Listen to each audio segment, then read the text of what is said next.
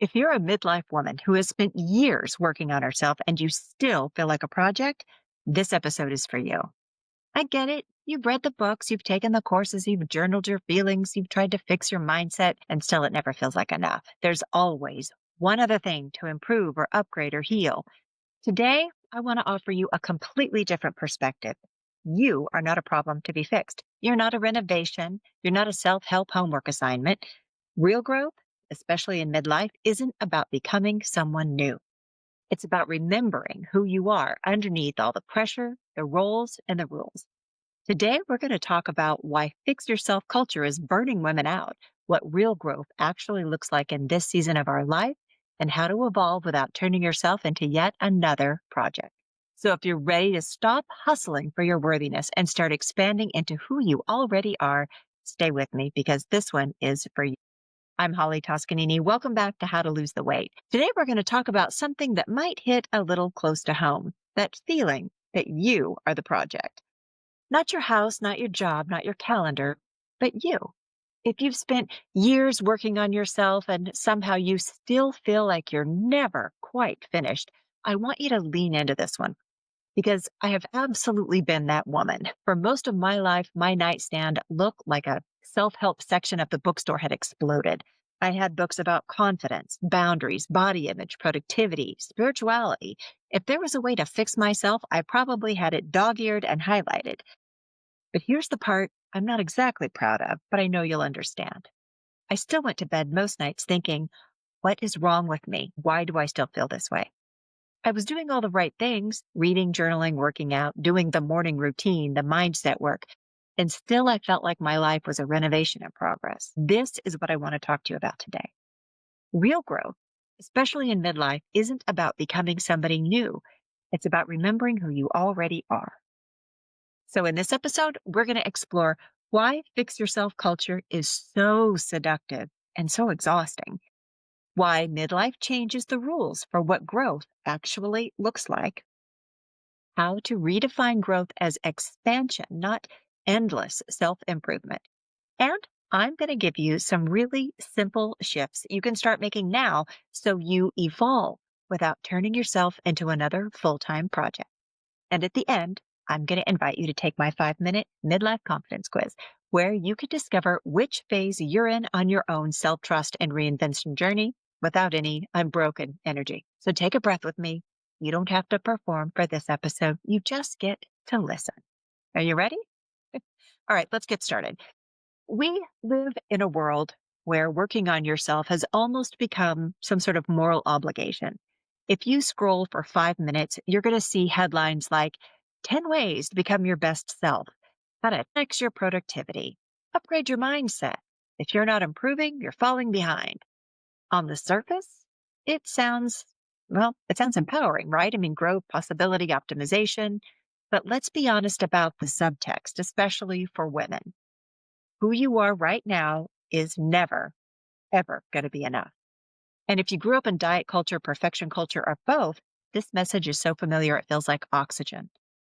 First, it was fix your body, fix your appetite, fix your size. Then it sort of became fix your personality, fix your confidence, fix your boundaries, fix your attitude, fix your face, fix your smile. By the time we arrive in midlife, a lot of us have internalized this idea that we are just one improvement away from finally being enough, from finally being able to relax. Just one more course, one more book, one more program, one more round of healing, one more habit stack. Then we'll be ready. Then we'll be enough. Here's a personal example. I had a phase in my life where I honestly believed my problem was that I just hadn't found the right morning routine, the right combination of behaviors yet. I was convinced that if I found that magical combination of lemon water, journaling, meditation, affirmations, stretching, green smoothies, everything else would just snap into place. What I actually needed sleep. I needed some boundaries and I needed a little self-compassion. I needed a therapist and to stop treating my entire personality like a DIY project. Now, I'm not anti-growth. I'm a coach. I literally help women change their lives. I believe in healing. I believe in learning. I believe in therapy, coaching, tools. I believe in all of it. What I'm against is this, the idea that growth is a full-time job and your worth is like a performance review. When self-improvement becomes a socially acceptable way to constantly criticize yourself, it stops being healing. It just becomes a prettier form of self-abandonment. Now, you might recognize this if you feel guilty anytime you're not working on yourself. You can't just enjoy a book, you have to turn it into homework. Maybe you're always asking, "Ugh, what's wrong with me?" Or what do I need to fix next? If you're nodding along, I want you to know nothing about you is uniquely wrong or broken for feeling this way. You're a woman in a culture that profits from you believing you're always almost, but never quite enough. And that is exactly why midlife can be such a powerful pivoting point. You see, midlife has a way of stripping away the illusion that we can optimize our way out of being human. The roles we've played for decades finally start to shift. I mean, the kids are older or out of the house, and they usually just don't need you in the same way. Your career has either plateaued, exploded, or completely lost its appeal. Maybe your parents are aging and need a little bit more care, or your body, well, she has her own ideas. Thank you very much. And you start to feel this quiet but persistent question begin to rise to the surface. Is this really how I want to keep doing life? I mean, for many of us, well, we've lived by these invisible rules like be productive, be helpful, be agreeable, be smaller, physically, emotionally, energetically, be the one who has it all together. We built identities around being the responsible one, the capable one, the oh, she'll handle it one. And then at some point in midlife, something inside whispers, I'm tired. I don't want to be a project anymore. I just want to be a person. I remember sitting in my car in a parking lot one afternoon. This was after a long day where I had worked a full-time job, coached clients, and managed a million, I don't know, little tasks. And I somehow felt like I hadn't done enough. And I sat there in my car with my hands on the steering wheel, crying, thinking, I cannot keep turning myself and my life into more homework. I just can't. Now, nothing dramatic happened. I didn't quit my life. I mean, there was no cinematic movie moment, but something in me did click. I was done living my life as my worth depended on my ability to constantly upgrade myself. Midlife has this way of making that pattern, I don't know, somehow unsustainable any longer. And I think it's because our energy changes. That tolerance for nonsense goes way down, and our body starts sending us clearer messages. Our soul gets it gets stronger, it gets louder. And here's the beautiful, kind of scary part. Midlife isn't saying stop growing. Midlife is saying stop abandoning. Stop abandoning yourself in the name of growth. And you might notice yourself asking, what if I don't want to constantly improve anymore? What if there isn't a better version of me waiting? Just I don't know, a truer version of who I am?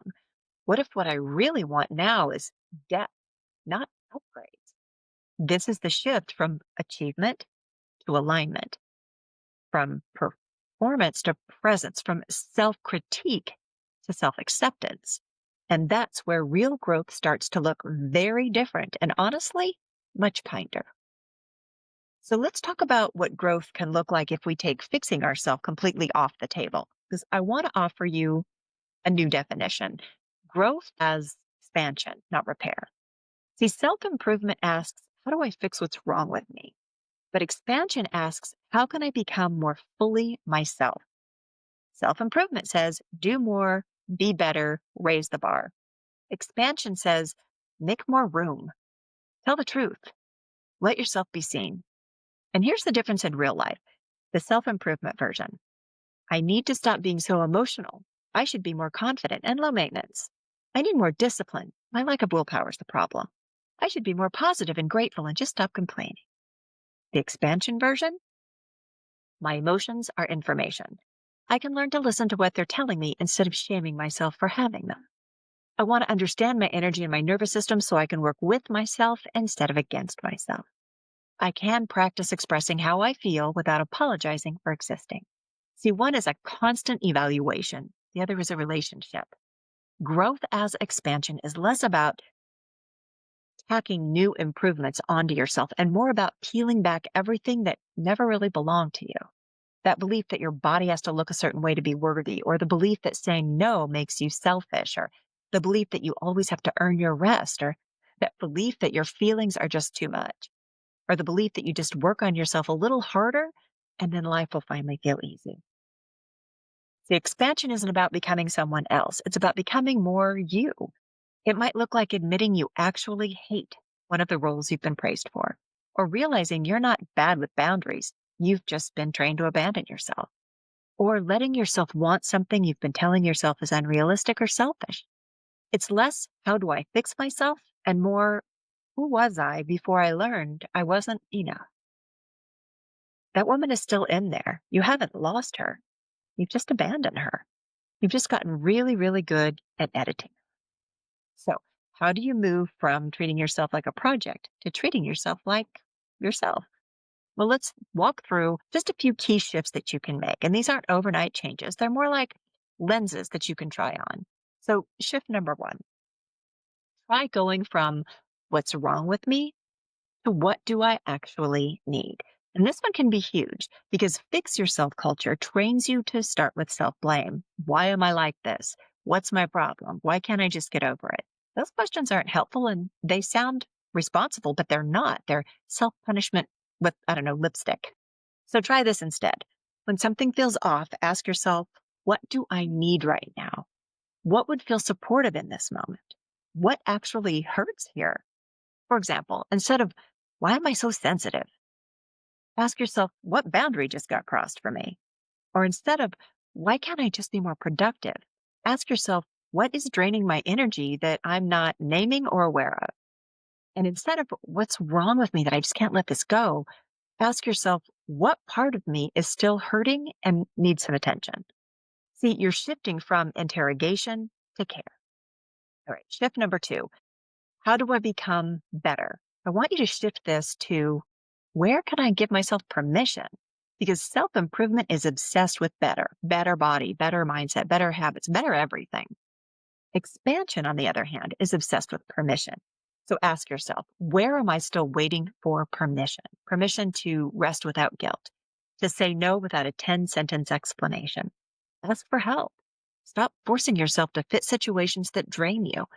What do you actually want, even if nobody else gets it? Real growth in midlife often looks like taking your foot off your own neck, not pushing harder. Shift number three, go from, oh, I need to work on myself, to, I get to know myself. You've probably said this, I really need to work on myself right now. And it sounds noble, but hidden inside that is the assumption that you're a fixer-upper. What if you replace that with, I'm getting to know myself. I'm learning how I work. I'm studying my own patterns so I can better support myself. That one is one of my favorites. You don't work on someone you love. You get to know them. You pay attention. You listen. You're allowed to relate to yourself that same way too. So let's bring this down to earth with a few simple practices you can try this week, okay? None of these require anything. You don't have to go out and buy a new journal. You don't have to start a 5 a.m. wake up routine, and you don't need a color coded system. I mean, you can do all those things if you want, but they're not necessary. I promise. Okay, practice number one, the I'm already enough inventory. This is all about finding one day a week, maybe Sunday evening, and ask yourself, in what ways am I already enough?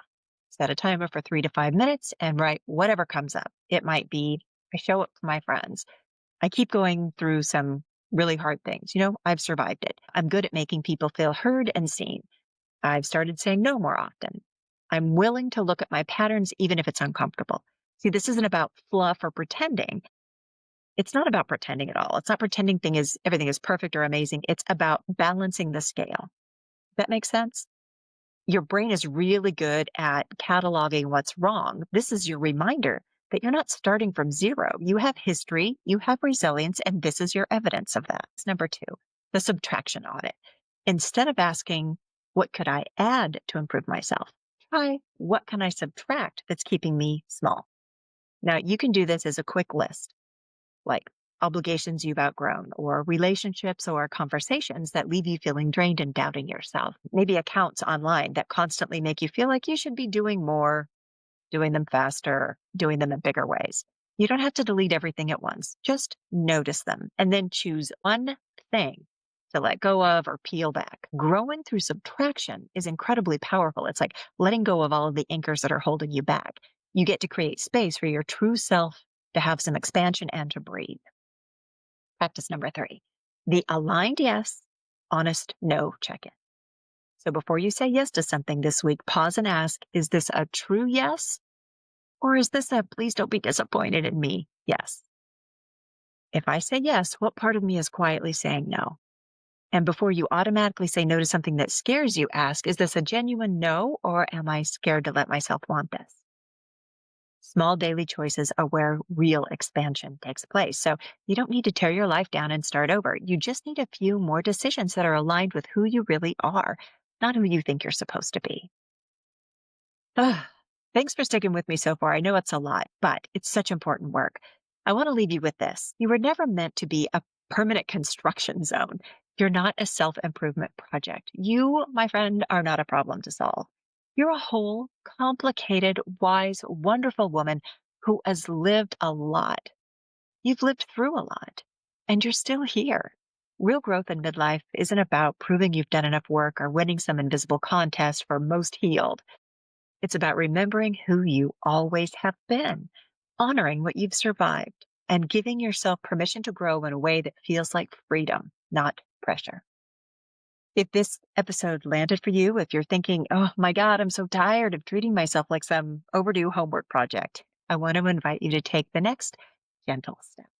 I created something called the 5-minute midlife confidence quiz, and it is a short, thoughtful quiz that helps you see where you are right now on your journey from self-doubt and fix yourself mode to trust and reinvention.